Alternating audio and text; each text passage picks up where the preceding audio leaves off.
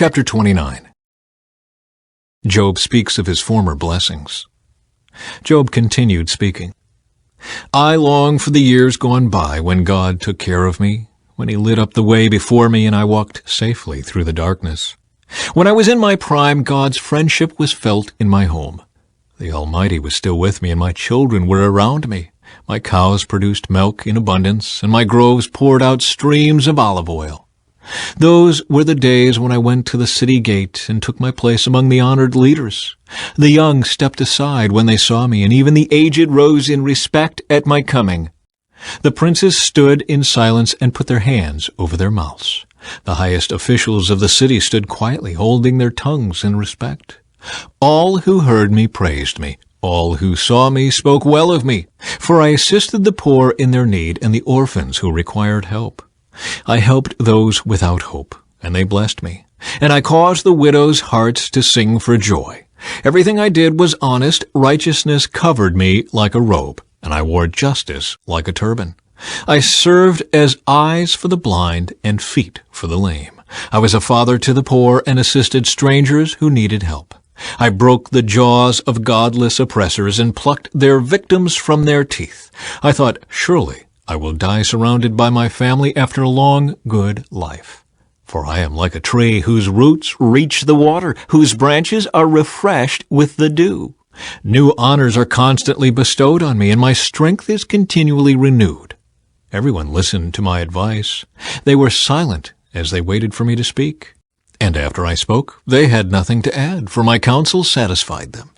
They longed for me to speak as people long for rain. They drank my words like a refreshing spring rain. When they were discouraged, I smiled at them. My look of approval was precious to them. Like a chief, I told them what to do. I lived like a king among his troops and comforted those who mourned. Chapter 30. Job speaks of his anguish.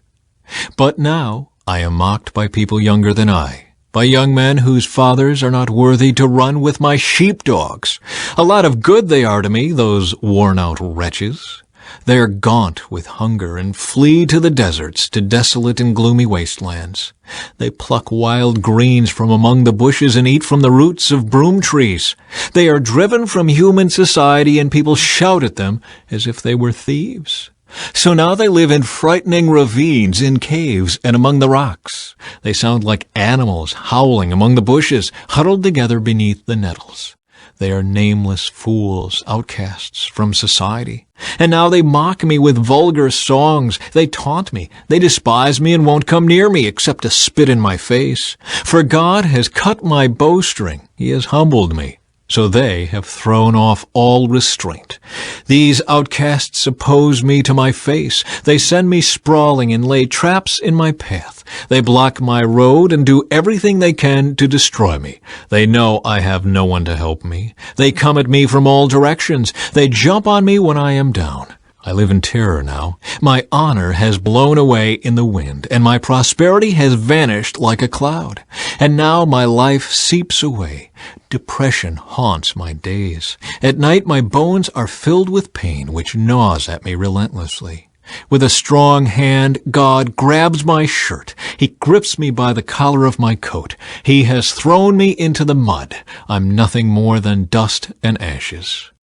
I cry to you, O God, but you don't answer. I stand before you, but you don't even look. You have become cruel toward me. You use your power to persecute me. You throw me into the whirlwind and destroy me in the storm. And I know you are sending me to my death, the destination of all who live.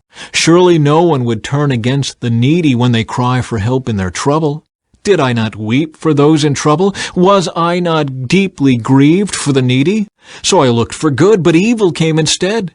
I waited for the light, but darkness fell. My heart is troubled and restless. Days of suffering torment me. I walk in gloom without sunlight. I stand in the public square and cry for help. Instead, I am considered a brother to jackals and a companion to owls. My skin has turned dark, and my bones burn with fever. My harp plays sad music, and my flute accompanies those who weep. Chapter 31. Job's final protest of innocence. I made a covenant with my eyes not to look with lust at a young woman. For what has God above chosen for us? What is our inheritance from the Almighty on high? Isn't it calamity for the wicked and misfortune for those who do evil? Doesn't He see everything I do and every step I take? Have I lied to anyone or deceived anyone? Let God weigh me on the scales of justice, for He knows my integrity. If I have strayed from His pathway, or if my heart has lusted for what my eyes have seen, or if I am guilty of any other sin, then let someone else eat the crops I have planted. Let all that I have planted be uprooted.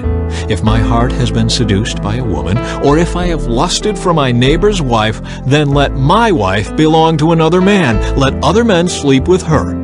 For lust is a shameful sin, a crime that should be punished. It is a fire that burns all the way to hell. It would wipe out everything I own. If I have been unfair to my male or female servants when they brought their complaints to me, how could I face God? What could I say when He questioned me? For God created both me and my servants. He created us both in the womb. Have I refused to help the poor or crushed the hopes of widows? Have I been stingy with my food and refused to share it with orphans? No, from childhood I have cared for orphans like a father, and all my life I have cared for widows. Whenever I saw the homeless without clothes and the needy with nothing to wear, did they not praise me for providing wool clothing to keep them warm? If I raised my hand against an orphan, knowing the judges would take my side, then let my shoulder be wrenched out of place. Let my arm be torn from its socket. That would be better than facing God's judgment. For if the majesty of God opposes me, what hope is there? Have I put my trust in money, or felt secure because of my gold? Have I gloated about my wealth and all that I own? Have I looked at the sun shining in the skies, or the moon walking down its silver pathway, and been secretly enticed in my heart to throw kisses at them in worship? If so, I should be punished by the judges, for it would mean I had denied the God of heaven. Have I ever rejoiced when disaster struck my enemies, or become excited when harm came their way? No, I have never sinned by cursing anyone or by asking for revenge. My servants have never said, He let others go hungry. I have never turned away a stranger, but have opened my doors to everyone. Have I tried to hide my sins like other people do, concealing my guilt in my heart? Have I feared the crowd or the contempt of the masses, so that I kept quiet and stayed indoors? If only someone would listen to me. Look, I will sign my name to my defense. Let the Almighty answer me. Let my accuser write out the charges against me. I would face the accusation proudly. I would wear it like a crown. For I would tell him exactly what I have done. I would come before him like a prince.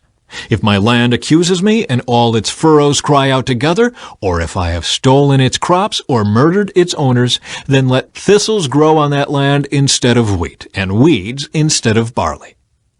Job's words are ended. Chapter 32. Elihu responds to Job's friends.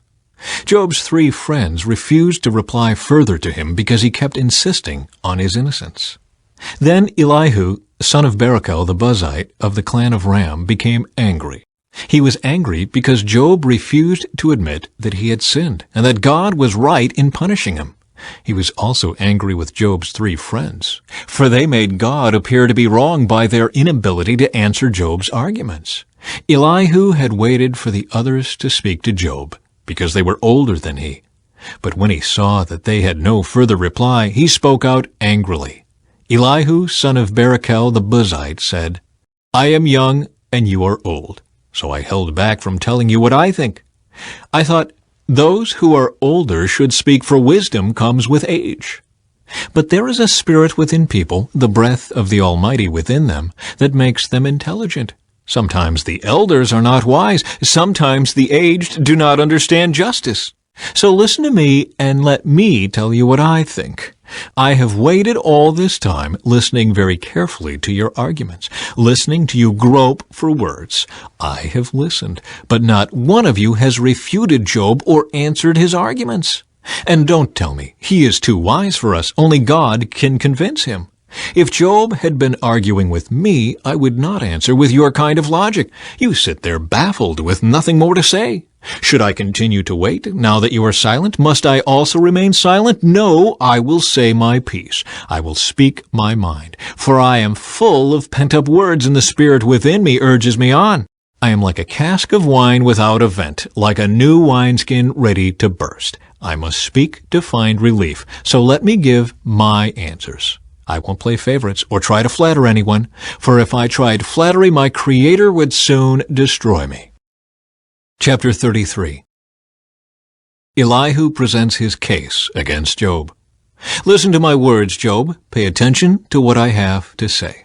Now that I have begun to speak, let me continue. I speak with all sincerity. I speak the truth. For the Spirit of God has made me, and the breath of the Almighty gives me life. Answer me if you can. Make your case and take your stand. Look, you and I both belong to God. I, too, was formed from clay. So you don't need to be afraid of me. I won't come down hard on you.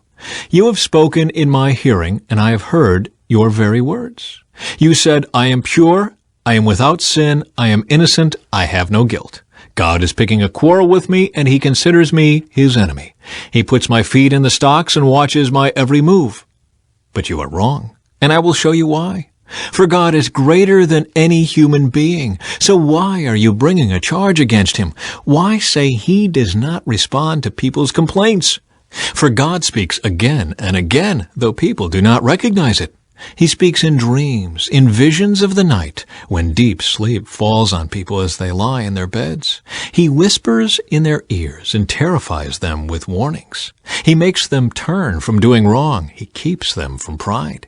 He protects them from the grave, from crossing over the river of death. Or God disciplines people with pain on their sick beds, with ceaseless aching in their bones. They lose their appetite for even the most delicious food. Their flesh wastes away and their bones stick out. They are at death's door. The angels of death wait for them. But if an angel from heaven appears, a special messenger to intercede for a person and declare that he is upright, he will be gracious and say, rescue him from the grave, for I have found a ransom for his life.